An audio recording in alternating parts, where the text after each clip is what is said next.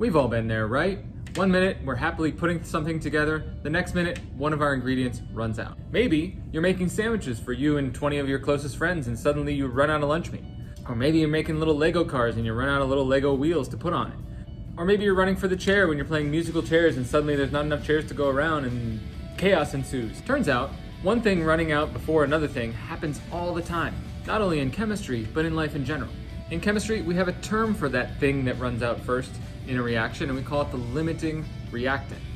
And if you spend enough time in chemistry class, you're going to need to be able to predict which of your ingredients is going to be the limiting reactant and which one and or ones is going to be left over. This may be brand new for you, but if all goes according to plan, in a few minutes you'll have all the tools you need to predict the limiting reactant. So let's get started. Today, I want to whip up a batch of nitrogen trichloride, represented here by this fun little model-y kit thingy. First, let's consult the balanced chemical equation, which we can consider to be the recipe for this reaction.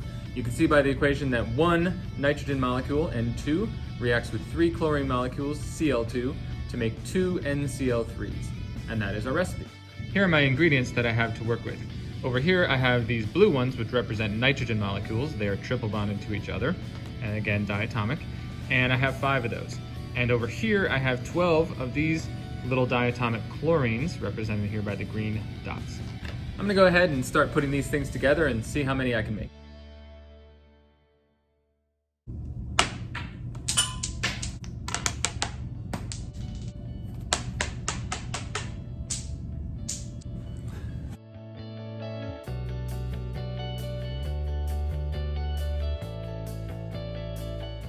So I'm done making my nitrogen trichlorides, and I have made 8 of them. And in so doing, I used up all of the green beads representing the chlorines. But I still have one more nitrogen molecule that I didn't have enough green ones for. So the green ones, the chlorines, ran out first, and I had to stop building because I didn't have any more. The nitrogens are present in excess, meaning there was extra of them that just didn't get used up. Now this happens all the time in chemical reactions. Usually, one of your reactants gets used up first, the reaction stops, and then there's extra of the other thing or things. That's one thing to use model kits like this, which is really fun by the way, to predict how much of the product that you should get and how much you'll have left over. It's another thing to look at your starting values on a piece of paper or on a test or in the lab and make a prediction as to how much you're going to end up with. And so I'm going to show you an easy way to figure out what is the limiting reactant and how much you should end up with, your maximum theoretical yield. And the dream will be that in just a few minutes you'll be able to do it for yourself. First, I want to show you this calculation using the example with the models that I just made. If each model represented a mole of the elements, 5 moles of nitrogen and 12 moles of chlorine, how many moles of product should I end up with? Now we already saw that I made 8, but is there a way I could have predicted 8 before I did the reaction? Yes, following these steps. First, start with the amount of each reactant in the reaction.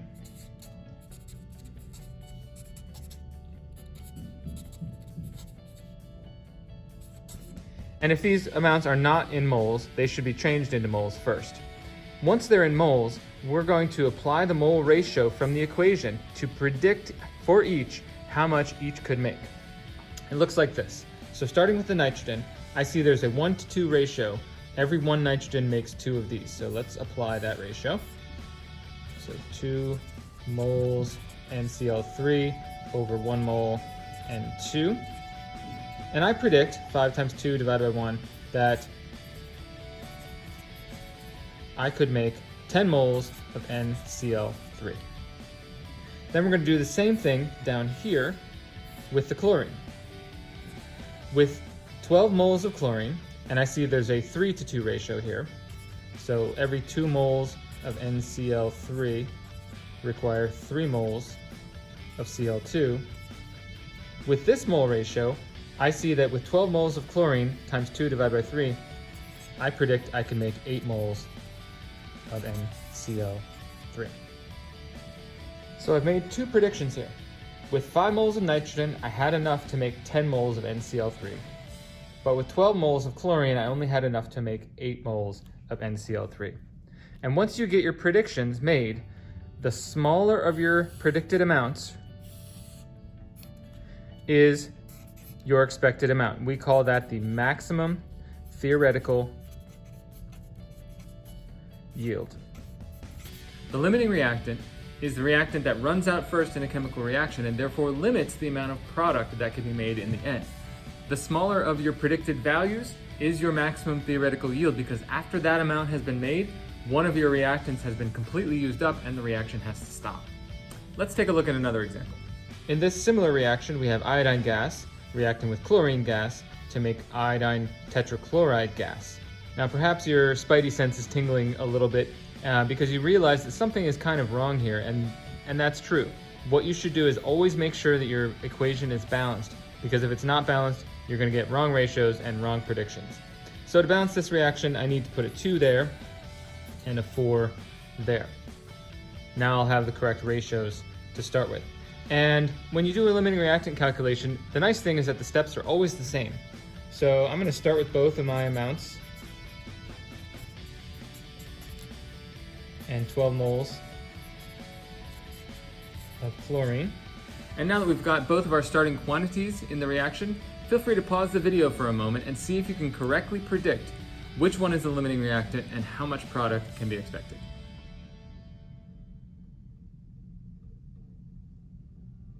So if you were able to predict that 6 moles of the product will be produced in this reaction, then congratulations, you're doing a very good job. In our calculation here, 4 moles of iodine are predicted to be enough to make 8 moles of the product. 12 moles of the chlorine is predicted enough to make 6 moles of the product.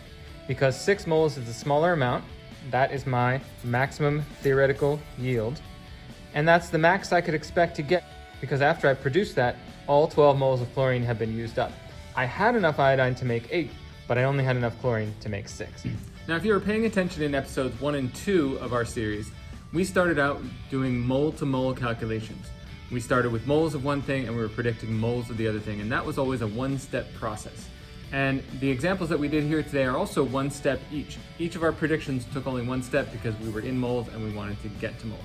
And if you paid attention in episode 3 of our series, we started doing mass-to-mass calculations, which took up to 3 steps. And sometimes limiting reactant calculations start with grams and end with grams, just like what we did in episode 3 of our series. And we can still do the limiting reactant calculation. It's essentially the same with the added steps. So let's see one of these calculations. Here's a typical limiting reactant type question that you might see in a textbook or on a test or something like that. We're going to start with this equation. 2 aluminums react to 3 copper chlorides to make 2 aluminum chlorides and 3 coppers. This is a single replacement reaction. And the question presented is, what mass of copper can be made using 10 grams of aluminum and 60 grams of copper chloride? Once again, we know both of the starting amounts, and so we have to make 2 separate predictions about how much product will be made, and then we're going to pick the smaller of the 2 predictions. Because both of our starting values are not in moles, the first step is to change them into moles. So 1 mole of aluminum is approximately 27 grams of aluminum, I rounded that. And 1 mole of copper chloride is approximately 134 grams of copper chloride. Then once I've turned them into moles, now I apply my mole ratio, same as in the last 2 examples. My mole ratios are from moles of aluminum to moles of copper. That is a 2 to 3 ratio. I'm going to write it as a 3/2 ratio because 3 goes with copper. And my second mole ratio is 3 moles of copper for every 3 moles of copper chloride. So even though that last ratio is 3/3, resist the temptation to put it as 1/1. Yes, it reduces to a 1/1 and you would get the same exact answer. However, we want to be clear as scientists what we're doing so that people reading our work don't have to squint really hard and figure out where those 1s came from. If the 3s are right there and 3s are in the reaction, it's much easier to find out where they came from. And finally, the last step is to change it into grams of copper. 1 mole of copper, we'll say 63.5 grams of copper.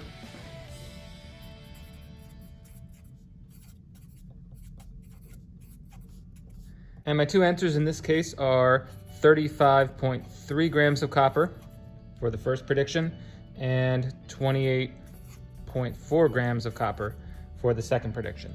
Because this is the smaller amount, that's the one I'm going to keep. That is my maximum theoretical yield.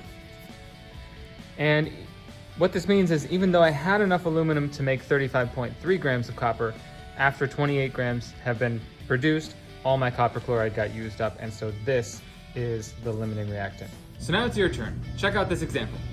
I chose this one for its particularly fun coefficients, and the question is, what mass of SO2, sulfur dioxide, can be made if you start with 20 grams of molybdenum 4 sulfide and 20 grams of oxygen? As always, feel free to pause the video, solve the problem, and come back with the solution.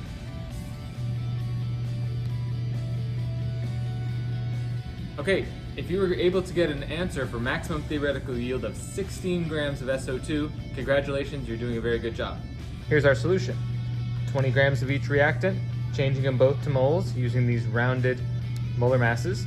And then the mole ratios are 4 to 2 and 4 to 7 from each of the two reactants. And then the last step is the same, changing it into grams, which is what I want in the first place, to give me 16 grams and 22.8 grams. Because this is the smallest amount, it is the maximum theoretical yield. I only have enough molybdenum sulfide to make this much. I had enough oxygen to make this much, but after 16 grams is produced, I'm done. The reaction has finished. A quick note for some of you grizzled veterans out there who've been doing limiting reactant calculations for quite a long time. Yes, I'm aware there are other ways to calculate the limiting reactant and the maximum theoretical yield, just as there's more than one way to skin the proverbial cat. However, what I've found in my 10,000 years of teaching experience is that this method seems to be the most approachable, repeatable, and understandable method for beginning chemists to calculate with. So now that you're all experts at calculating limiting reactants and maximum theoretical yields, we need to get to the next question that you're inevitably going to be asked in chemistry class, and that is, how much of the excess reactant is left over after the reaction? That's what we're going to be calculating in our next episode. Thank you for watching. Bye.